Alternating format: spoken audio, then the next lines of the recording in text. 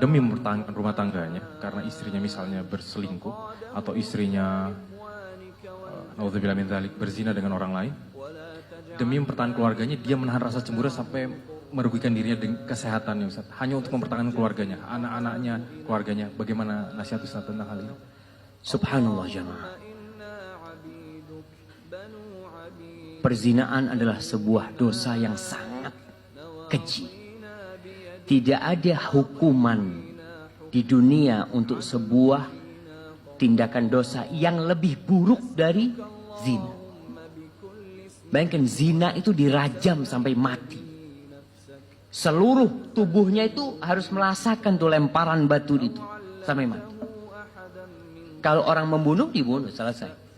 Orang mencuri dipotong tangannya. Tapi untuk berzina, membunuhnya dengan cara yang sangat keji sekali.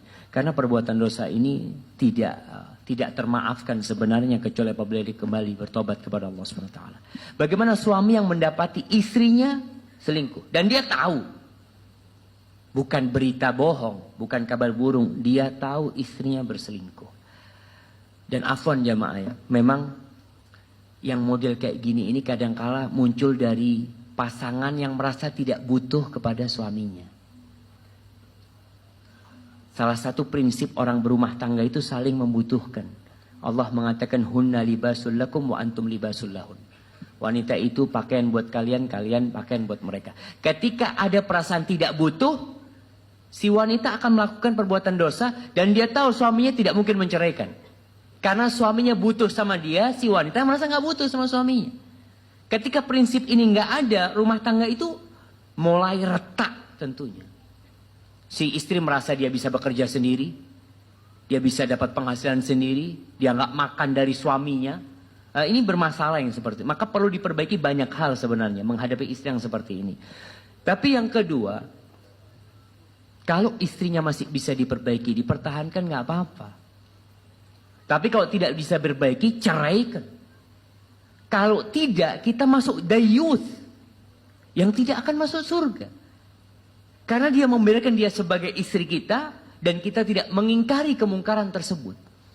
Kita tidak mengingkari. Orang yang melihat kemungkaran kemudian diem itu disebut syaitanun akhros. Setan bisu.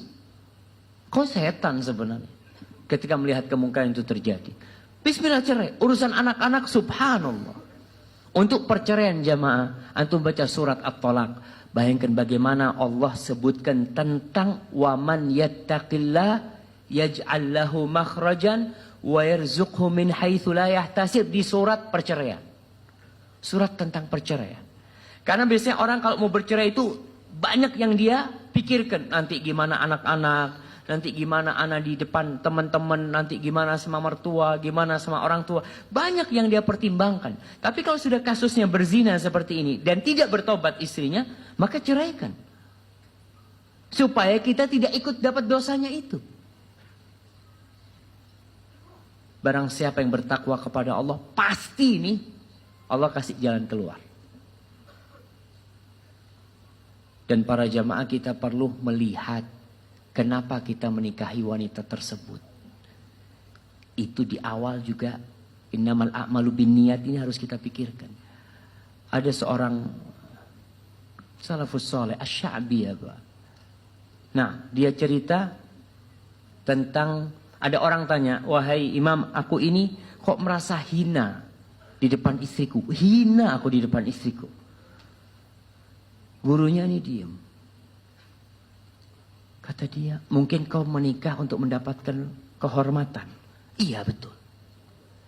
Dia menikahin wanita ini memandang kepada kehormatan wanita ini. Dengan bayangan kalau aku menikah dengan wanita ini, kehormatan dia akan tinggi. Mungkin dia dari kalangan bangsawan, dari orang kaya. Itulah penyebabnya, kata dia. Lalu si yang ditanya ini cerita, "Aku punya 4 saudara.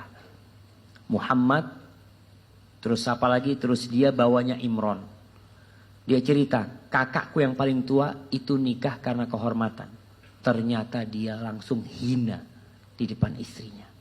Adikku Imron menikah karena kekayaan dan dia menikahi wanita yang lebih kaya dari dia. Ternyata bukan dia tambah kaya, malah diperes sama istrinya." Soalnya lakinya mau kawin karena kekayaan itu. Malah diperes sama suami. Akhirnya setelah itu, aku ketemu dengan guruku. Ya, kalau nggak salah gurunya ini, subhanallah. Ana lupa guru dia. Aku ceritakan kondisi kakak dan adikku. Lalu guruku menyebutkan 2 hadis Rasul SAW. Yang pertama hadis tentang wanita dinikahin karena 4 hal. Kemudian yang kedua tentang hadis bahwasanya wanita yang paling berkah itu yang paling sedikit maharnya. Lalu aku menikah dengan wanita yang agamanya baik dan maharnya sedikit. Alhamdulillah, barokah. Maka kita perlu memikirkan tadi, kenapa kita nikah? Jangan-jangan kita salah niat, jemaah. Hadza wallahu a'lam.